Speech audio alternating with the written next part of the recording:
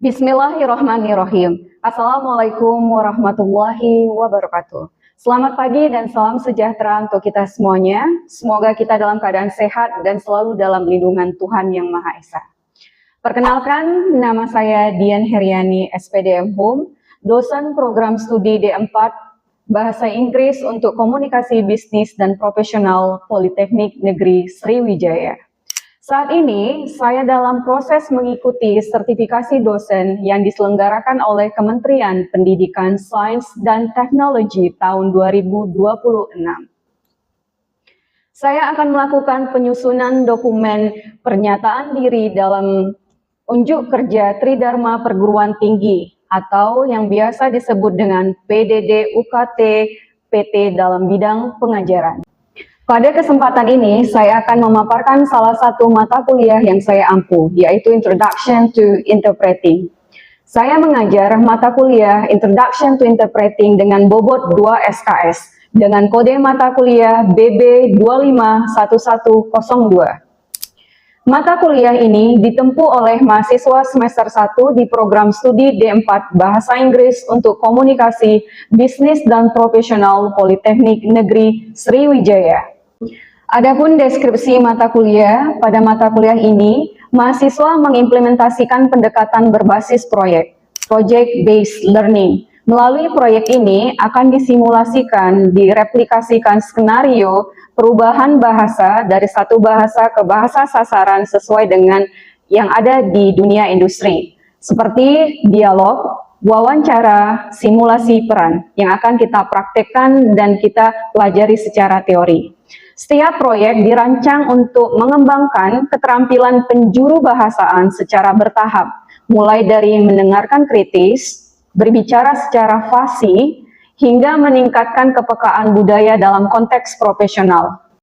Melalui kolaborasi dalam tim, umpan balik, serta refleksi diri, mahasiswa akan membangun kepercayaan diri, akurasi, dan ketanggapan dalam menghadapi tantangan penjuru bahasaan secara aktual, terutama pada sign interpreting, consecutive interpreting, dan terakhir simultaneous interpreting.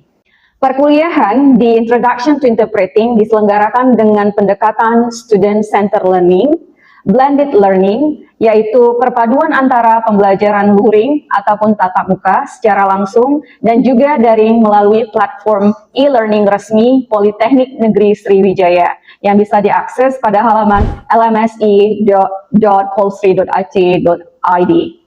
Mahasiswa dapat mengakses materi perkuliahan mengenai mengunduh RPS, kontrak kuliah, serta menangani tugas secara online.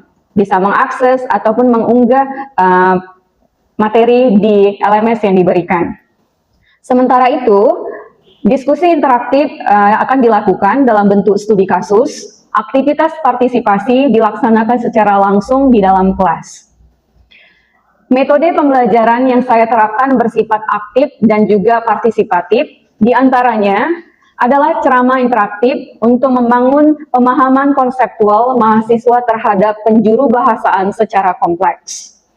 Kemudian, diskusi kelompok yang mendukung kolaborasi mahasiswa dalam menyelesaikan studi kasus sebagai aplikasi langsung dalam pemahaman mahasiswa serta tugas mandiri. Adapun tujuan dari tugas mandiri untuk mengukur kemampuan penjuru bahasaan setiap mahasiswa di dalam kelas. Adapun aspek yang akan saya lihat, bagaimana menerapkan teknik sign interpreting, consecutive interpreting, dan simultaneous interpreting dalam simulasi situasi profesional yang berbeda. Capaian pembelajaran lulusan ataupun CPL pada mata kuliah ini yang dibebankan oleh program studi D4, diantaranya ada 4 CPL, yaitu CPL 1, CPL 2, CPL 3, dan juga CPL 4. Selanjutnya, untuk mata kuliah ini memiliki capaian mata kuliah ataupun CPMK terdiri ada 4 CPMK yang ingin saya capai pada mata kuliah ini, yaitu CPMK 1, menunjukkan sikap bertanggung jawab atas pekerjaan di bidang penjuru bahasaan. CPMK 2, memahami prinsip dasar penjuru bahasaan dalam konteks komunikasi lintas budaya. CPMK 3 mampu menunjukkan kinerja mandiri, bermutu, dan terukur dalam praktek penjuru bahasaan. Dan yang terakhir, CPMK 4 mampu melakukan praktek penjuru bahasaan dalam konteks profesional. Kemudian, media pembelajaran pada mata kuliah Introduction to Interpreting meliputi video, audio pembelajaran pendukung dalam penjuru bahasaan yang dapat diakses melalui e-learning Politeknik Negeri Sriwijaya. Kuis interaktif yang kita terapkan seperti Quizizz, Kahoot, dan juga kuis lainnya. Referensi pendukung sangat beragam seperti buku referensi, buku azar, artikel jurnal bereputasi yang memiliki nilai kebaharuan, dan artikel penelitian yang saya publish sendiri. Salah satunya yang telah terpublish di Sinta 3. Pembelajaran mata kuliah ini dilaksanakan selama 19 pekan, dengan pelaksanaan UTS pada minggu ke-9 dan UAS pada minggu ke-19. Adapun penilaian pada mata kuliah Introduction to Interpreting mencakup 4 komponen utama, yaitu UTS dengan bobot sebesar 20%, UAS dengan bobot sebesar 40%. Kemudian tugas dalam unjuk kerja yaitu case study, PJBL, ya, problem based learning, project based learning dengan bobot 20%. Partisipasi aktif juga menjadi penilaian dengan bobot 20%. Penilaian tentunya dilakukan secara objektif berdasarkan rubrik penilaian yang disesuaikan dengan kegiatan masing-masing tugas. Saya menggunakan rubrik penilaian yang jelas dan juga terstruktur, dan hasil evaluasi saya sampaikan kembali kepada mahasiswa sebagai umpan balik untuk meningkatkan kualitas pembelajaran. Dengan pendekatan ini, saya berkomitmen untuk menciptakan pembelajaran yang berpusat pada mahasiswa, sekaligus menyiapkan lulusan D4 yang mahir dan terampil memahami teori serta melakukan praktek penjuru bahasaan dalam konteks komunikasi lintas budaya secara profesional. Tidak hanya itu, mahasiswa juga mampu berpikir kritis, adaptif terhadap perubahan, serta siap menghadapi tantangan dunia kerja. Model pembelajaran yang digunakan dalam project-based learning dengan metode case studies, role play, dan communicative language teaching atau biasa disebut dengan CLT dalam individu maupun diterapkan dalam kelompok. Demikianlah paparan saya mengenai mata kuliah Introduction to Interpreting. Mari kita simak video pembelajaran yang telah dirancang untuk mencerminkan unsur DIA. DIA terdiri dari D for delivery, dalam menyampaikan materi secara jelas dan terstruktur, interaction, melalui keterlibatan aktif mahasiswa dalam diskusi, latihan, kolaborasi, dan yang terakhir assessment berupa evaluasi dan umpan balik untuk mendukung capaian hasil belajar secara optimal. Semoga tayangan ini dapat memberikan gambaran nyata mengenai proses pembelajaran yang saya lakukan dan laksanakan di kelas. Terima kasih untuk kesempatannya. Assalamualaikum. Okay, good morning, class. Okay, I'm so happy because we meet you again in our class. But before we start, let's pray together. Okay, finish. Okay, well, class, I will check the attendance list, and I will check also in our system, CSAC. But I would like to ask the class monitor. Any other student is absent? Okay, so we are complete, all of you. So, well, thank you. We will start the class, but before it, later on, I will give you an access to scan the barcode. So, just make it the quiz. But before it, teman-teman mahasiswa, Mem ingin menanyakan tentang mata kuliah kita, khususnya topik di previous meeting. So I would like to ask you about the previous meeting topics. It's about science translation. Okay, it's about science translation. Okay. Do you remember what is that? Science translation? Okay, please, from Bia. Science translation is reading a written text and translate it in another language. Okay, so in a simple word, written text, yeah, we read the written text and we translate orally. Okay. We would like to strengthen your understanding about science translation. So in a simple way, the written text, we change to spoken text. Like people ask about reading documents that happen in medical situation. So there are caption doctors and also interpreters will help you read the documents and also translate orally in target language. For example, kalau dalam bahasa Indonesia ada dokter, pasien, dan juga penutur bahasa yang akan membantu si pasien dalam penerjemahan secara lisan. Contoh seperti itu. Okay, next we move to our topic today. Khususnya pada topik kali ini kita akan bahas lebih berkaitan dengan your industry needs. Apa sih kebutuhan dari industri penjuru bahasaan?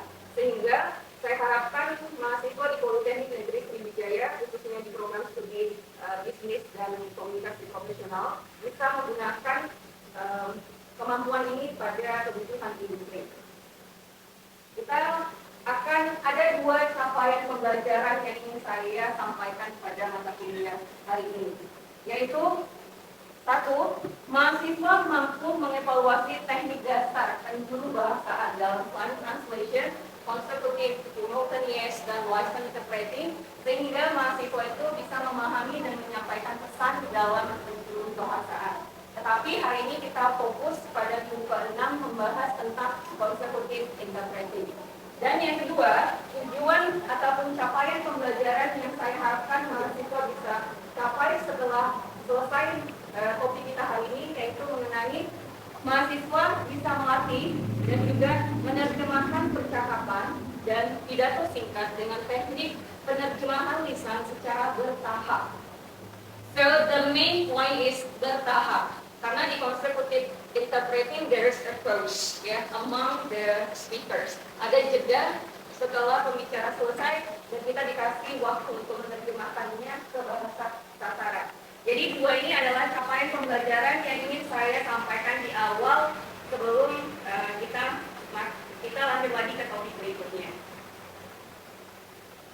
Oke, sebelum main ke sini kita lanjut. Saya ada kuis untuk mahasiswa, boleh di-scan.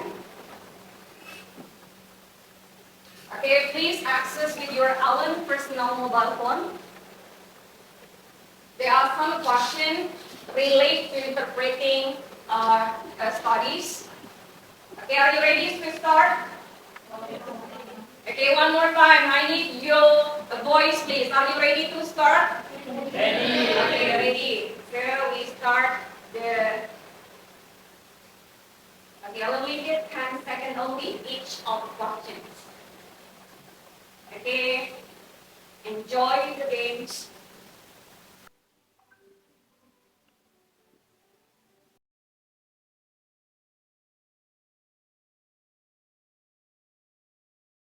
Okay, well, thank you. We have done to do the exercise from quizzes. How was it? How was it? It's fun though. Really? Yeah. Okay, it was fun. So the winner for quiz today goes to Nasya. Okay, so thank you for Nasya. Okay, she did the all questions well. Okay, she got 5 score for finishing all the exercise. It was good for doing some exercise related to interpreting. So next meeting, I will do more and I will make it and design more quiz for your class. Okay, because you say that it was fun. Okay, now we move to today's. Okay, like I told you in the previous class, I love the brave and active student. Okay, you may share your ideas. So what do you think about this image? What's the words come from your mind? Kira-kira kata apa yang terlintas di pikiran adik-adik sekalian mengenai gambar tersebut? I have a pictures relate to interpreting process. So I would like to give you a few minutes or a few seconds to think about what is the word, the phrase, or anything that comes out from your brain, your minds about this picture. Please raise up your hand. Okay, we have a few students. Okay, we start from. The picture shows an interpreting helping two people who speak different languages. Okay, well, good job, Naila. So we move to the next, the handsome one in this class. Yes. Okay, Rido, what do you think about this picture? I think it's about how overcoming language barrier with interpreter. Okay, it's overcome the barriers. Yeah, language barrier. Okay, thank you. Okay, thank you for sharing with us about the words. Yeah, it's about misunderstanding. It's about two different languages. It's about the barriers. But if we see in a detail, there are three people in one situation, in one setting. Okay, there is the English speakers and non-English speakers. Like we assume that, for example, me as the English speakers and also Reni as non-English speakers. So how to make the connection? So we need someone to help. So we call her, the beautiful ladies, the beautiful girl, as the interpreter. The interpreter is not easy job. It's a challenge job for professional setting. So me as myself, when I was in a college student, kalau mem cerita sedikit pengalaman saya ketika menjadi mahasiswa, interpreters itu relate banget dengan listening, active listening, and also active speaking at the same time. So no pause, we listen and we interpret the word, sentence, and phrase automatically like a machine in target language. But the difference about the translation itself, kadang-kadang mahasiswa itu sedikit bingung perbedaannya antara translation dan juga interpreters. Itu dalam konteksnya berbeda, teman-teman semua atau adik-adik semua. Interpreter di sini lebih ke oral, lebih ke spoken text. Kalau translation there is a pause. Kita punya waktu jeda untuk rewrite, kita proofread lagi, benar nggak hasil dari terjemahan kita. Sedangkan interpreter di sini perlu salah satu knowledge-nya, prior knowledge-nya, kemudian language proficiency, kemahiran dalam bahasa tersebut. Contohnya, kalau dari sisi kiri, misalnya dari English country, misalnya dari sisi kanan ini dari Indonesia. Kedua bahasa tersebut harus dikuasai oleh si interpreter dengan baik. Sehingga tidak terjadi seperti yang kamu bilang tadi, salah satunya adalah misunderstanding. Jadi ini adalah konsep sederhana. Bisa interpreter it could be happen face to face, kita ketemu langsung, atau sekarang by digital era atau virtual era. Jadi challenge tersebut pasti adik-adik akan temui ketika terjun ke industri. Jadi diminta misalnya Feni, misalnya Putri, atau misalnya Farel diminta untuk bisa nggak menjadi interpreter di sebuah event dalam kegiatan bisnis. Jadi merasa perlu dilatih, perlu jam terbang dan juga ketekunan dalam hal menerjemahkan secara lisan. Okay, here we have those different pictures with different setting. Okay, Putri, the first picture, where are they? Hospital. Okay, Lisa, in the next picture, where are they? In the office. Office. Okay, Grace, and the last picture, where are they? I don't know. Okay, anyone can help Grace? Fido, where are they in the last? Okay, international conference. So those different setting, different situation, different people, different place need someone as interpreters. Disinilah kita membutuhkan seorang interpreter yang akan menjadi penjuru bahasa, yang akan menolong misalnya contoh kasus the case yang saya bawakan dalam topik hari ini. Contohnya ini Barack Obama dan salah satu delegate ataupun duta, di situ saya kurang tahu pasti seperti apa. So the ladies here, ya, yang akan menjadi interpreter untuk mengkomunikasikan apa maksud dari kedua belah pihak. Dan contohnya juga itu terjadi di kantor pada kegiatan bisnis, baik itu formal ataupun informal. Dan juga yang sangat krusial, it's a crucial, saya ingin bertanya juga, kenapa it's really crucial? Seorang interpreter in medical situation. Anyone knows? Because in healthcare, even a small misunderstandings can cause a serious consequence. Okay, well, nice. All situation, yeah, all place, even different situation, different case, ya. Apapun situasinya, siapapun kliennya, customer kita, menjadi krusial, menjadi tantangan tersendiri bagi seorang penjuru bahasa. Kenapa kita kasih contoh tadi, salah satu Fendi bilang risk, ya, ataupun resiko yang besar apabila kita salah menerjemahkan maksud dari misalnya doctor to client ataupun sebaliknya. Oke, saya lanjut lagi. Kalau kita lihat di sini ada 3 poin. Interpretation itu butuh needs language proficiency, kemahiran berbahasa. Artinya kita harus aware dengan kemampuan bahasa kita. Khususnya kalau Inggrisnya bagaimana your IELTS score atau TOEIC score, TOEFL score untuk melihat assess yourself, assess your English proficiency.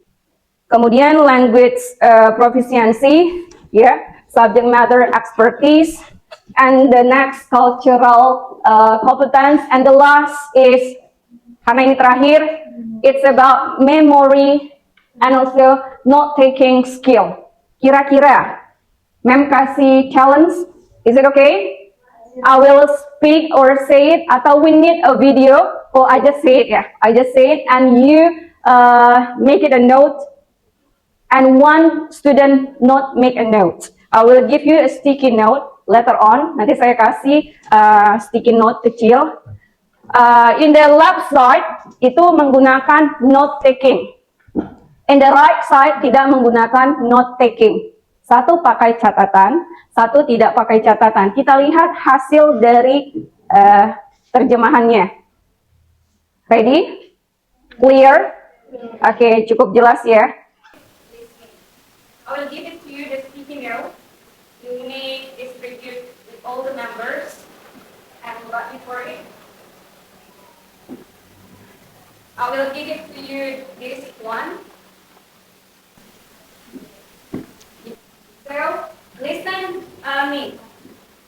The sticky note will be your best friend when you do the interpreting process. So you make a note taking the important point, the important information that you listen from the audio. Is it clear? Ada yang ingin ditanyakan? Questions? Is it clear enough? Okay, clear enough. Kalau saya ada contohnya, kurang lebih seperti ini. Ya, ini contoh ya note taking. This part, it will be the original sources. Jadi sumber aslinya itu yang ini, no? Okay, I will play the audio and enjoy it. What constitutes professional advice? Before we begin, gather your note-taking tools and voice recorder. Take a moment to relax and focus.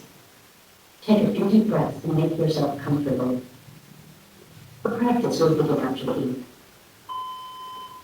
Good morning, Mr. Smith. How are you doing? I'm fine. Thank you. When was the last time you had anything to eat or drink? Yesterday, at 9:30 p.m. Did you take any medication this morning? Yes. When was the last time you had anything to eat or drink? Yesterday, at 9:30 p.m.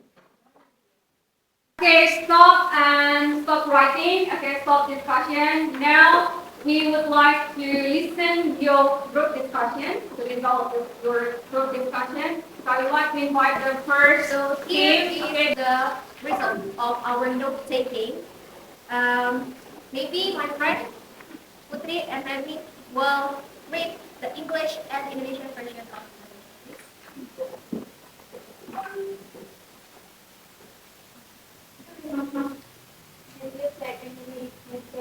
This morning, for Indonesia, is welcome to the Yes, that's the example of the presentation, right? There is also several symbols that we already learned from the material. Just like, for example, good morning in this undertaking. My friend just make a abbreviation just like GM, good morning. Or I also make morning with the sun and the clouds, so I can understand that it means morning.